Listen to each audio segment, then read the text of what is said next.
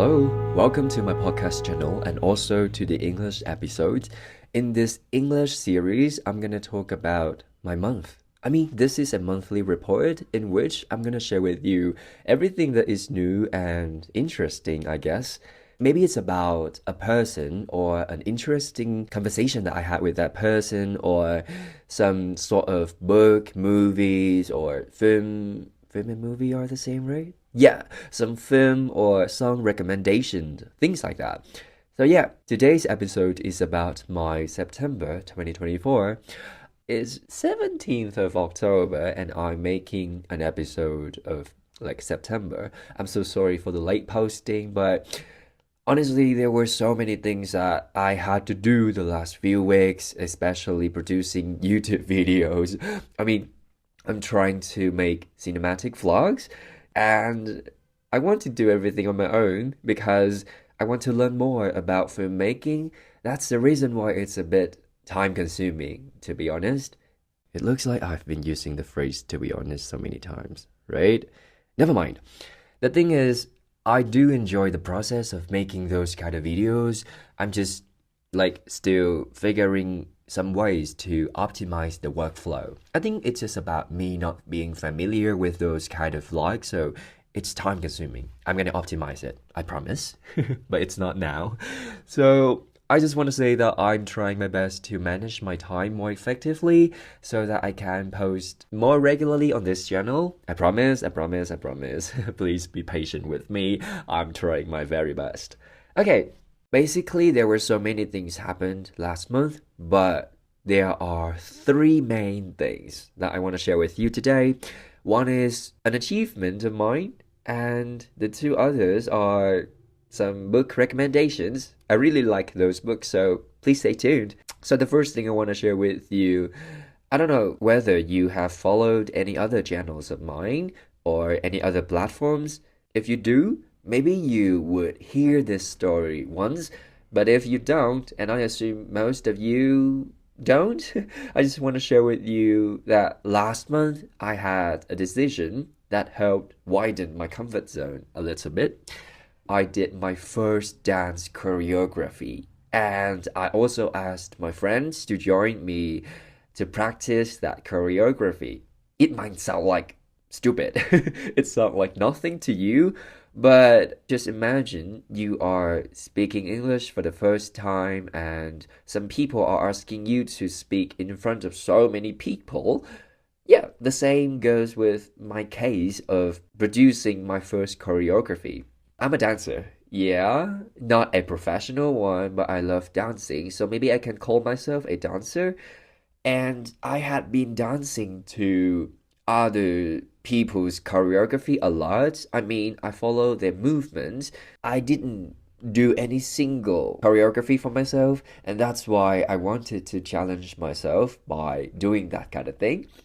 I heard so many people saying that it took them maybe some hours to finish their choreography for a small part of a song, or maximum 2 or 3 days. But you know what? It took me 2 weeks to finish the choreography for a dance that was under 1 minute. Yeah, that was really hard for me, but the process was really fun. I enjoyed making it because, you know what, as a content creator, I love making new things, and coming up with a choreography is a type of content creation for me.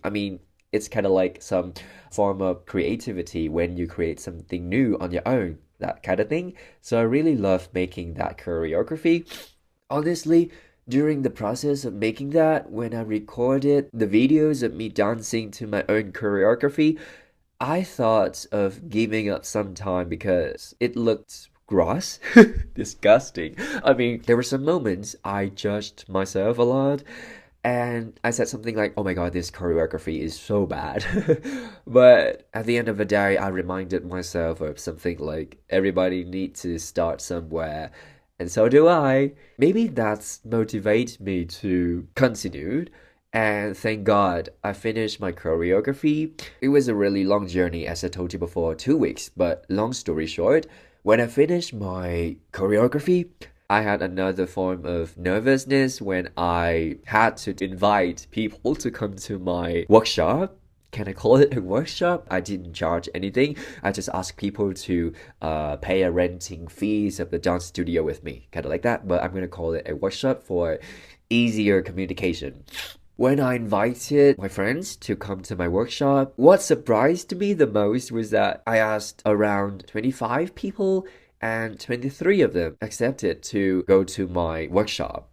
Some of them have some kind of trips so that they can't make it, but majority of them came to my workshop.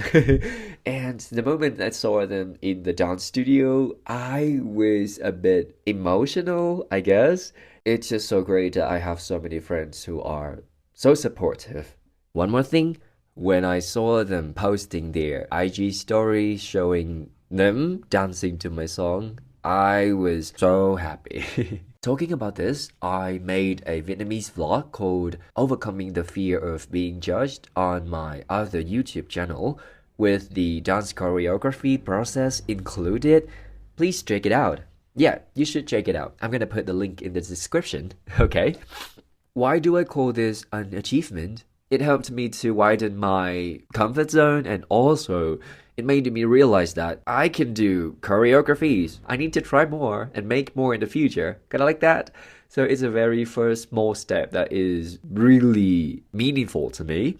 I love celebrating small wins. And why not celebrating it here with you guys?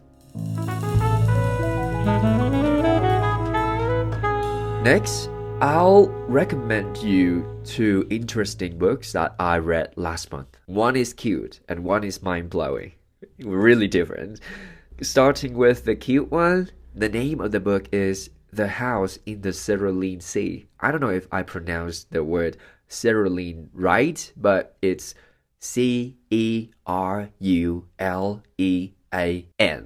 Cerulean. Alright, so the name is The House in the Cerulean Sea by T.J. Klune. Basically, after reading a very dark fiction, I decided to find something soft and sweet to read. Then my friend recommended me this book. There was a word that kept repeating whenever I read this book, which was aww. It's a Vietnamese word. We use it anytime we see something cute. It's like, aww, it's so cute. Kind of like that. And I kept repeating these words a lot when I read this book. I don't want to spoil, just want to give you a general introduction of what this book is about. It's a fantasy story, okay? This is a book for children or teenagers, I would say. Yeah, it's for teenagers. Let's get back to the introduction of the book. So, this is a fantasy story about a man who is working for the government. His task is to access the well-being of children in orphanages. The well-being of orphans. You understand that word, right? So one day, he's assigned a very special task, which require him to go on a field trip to a very weird orphanage, kind of like that. In this orphanage, there are so many special and dangerous children. Like, they live there. The whole story is about his 1 month experience at that orphanage. As the story goes on, many secrets are revealed, and I promise you, it's really cute. It's not a horror book or something like that. It's all about love, both romantic and family love. But this kind of family is a bit special because it's family love in an orphanage. It's a bit special comparing to the traditional definition of family. And it has a nice plot too, at least to me. I didn't expect that plot. So yeah. If you are looking for something cute, please read this. I'll put the name and the links of both the English and Vietnamese versions in the description for your information. Okay, next, it would be the insightful book named 39 Questions for Young People by Phan Đăng, a Vietnamese journalist. Actually, the name is 39 câu hỏi dành cho người trẻ.